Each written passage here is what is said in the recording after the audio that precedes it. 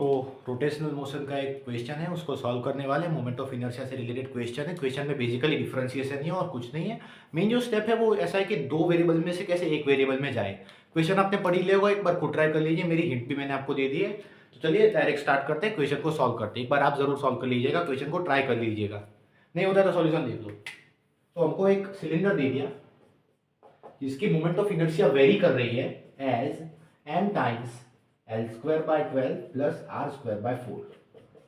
इस टर्म के according moment of inertia very कर रही है। अब प्रॉब्लम यहाँ पर है कि दो वेरिएबल्स है L और R, तो इनमें से कैसे हम एक वेरिएबल में जाएंगे, यही हमारा मेन स्टेप है। बाकी तो पूरा डिफरेंशिएशन ही है। मिनिमम वैल्यू लानी है मोमेंट ऑफ इनर्शिया के लिए L और R की रेशियो की। बेसिकली इसको मिनिमम करना है और इसको मिनिमम करने के लिए L/R लाना है, इन दोनों का रेशियो लाना है। तो कुछ चीजें मैं पहले से हमको जो पता होती है वो यहाँ पर साइड में लिख लेता हूँ, ठीक है। पहली बात तो किसी भी चीज का मास क्या होता है या फिर किसी भी चीज का वॉल्यूम क्या होता है, वो होता है मास अपॉन डेंसिटी।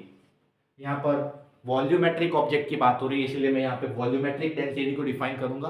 हो सकता है कि लीनियर ऑब्जेक्ट हो, उसमें लीनियर डेंसिटी आएगी, यहाँ पर भी उनका फिर लेंथ आएगी, दैट्स अदर थिंग। तो basically volume is equals to mass upon rho, that is density. और एक और चीज पता है, आपको पता है कि वॉल्यूम ऑफ सिलेंडर वो होता है πr²h। हमको ये भी पता है, ये दो चीज हमको पता है, ठीक है। हमको ये दो चीजें पता है, तो इन्हीं का यूज हमको करना होगा। तो चलिए स्टार्ट करते हैं। काम करता हूं, डेंसिटी डिफाइन ही कर लेता हूं सीधा। क्या बोला, सीधा डिफाइन ही कर लेते हैं डेंसिटी यहाँ पे। तो इस पर्टिकुलर सिलेंडर की डेंसिटी क्या होगी, rho equals mass upon volume of the cylinder. तो मास तो मास है, वॉल्यूम क्या होगा πr² और h की जगह पे l है। सिलेंडर ऐसा है, देखो ये सिलेंडर, यहां पर ये h नहीं है s है, तो ये l है।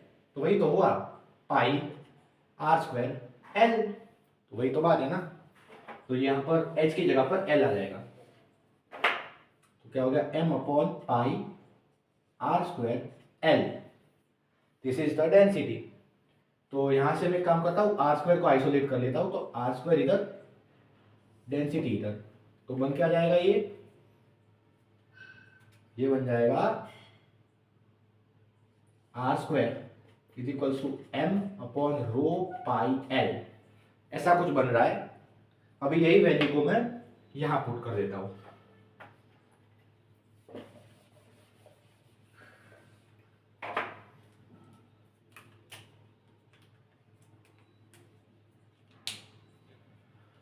I equals m times L²/12 plus m/4ρ/l। Okay, अभी किसी भी चीज को मिनिमम करना है तो हम क्या करेंगे, डिफरेंशिएशन करके इक्वल टू 0। किसके रिस्पेक्ट में करेंगे, l के रिस्पेक्ट में, दोनों साइड डिफरेंशिएशन कर देंगे। इस साइड तो 0 बन जाएगा। यहाँ अगर ये 0 है तो m को डायरेक्टली कट कर सकते हैं, बिकॉज ऑब्वियसली मास तो 0 होगा नहीं, तो मास तो गया, इसी ब्रैकेट को 0 होना पड़ेगा। क्या बोला, इस ही ब्रैकेट को 0 होना पड़ेगा, तो फिर डाल देते हैं m/4ρ/l plus L²/12 is equal to 0। बस इसको लेफ्ट हैंड साइड लेके जाओ।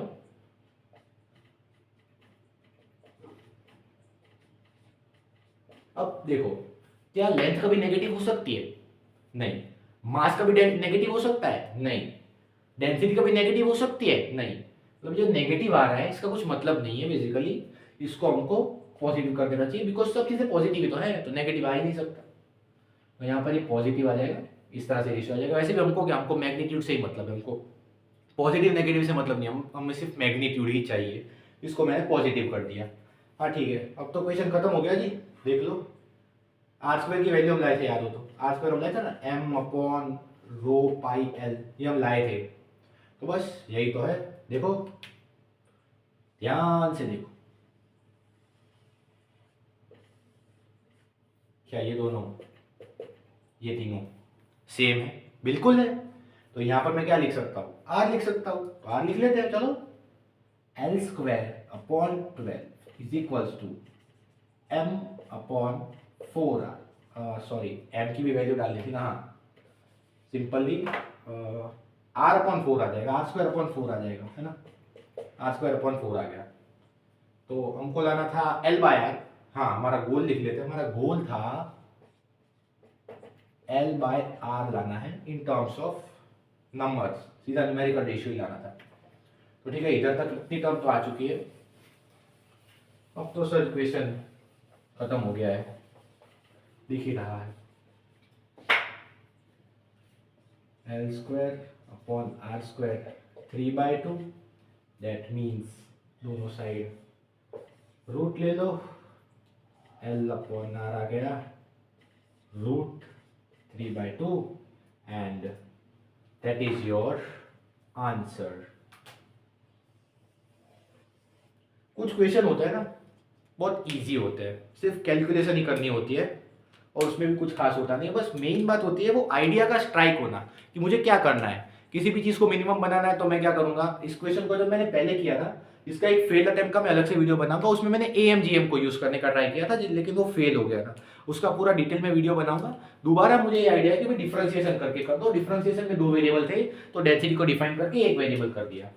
This was the idea behind the question. यही चीज़ हमको सीखनी होगी, यही चीज़ हमको मेंस और एडवांस में आगे लेकर जाएगी। Thank you for watching, subscribe, like.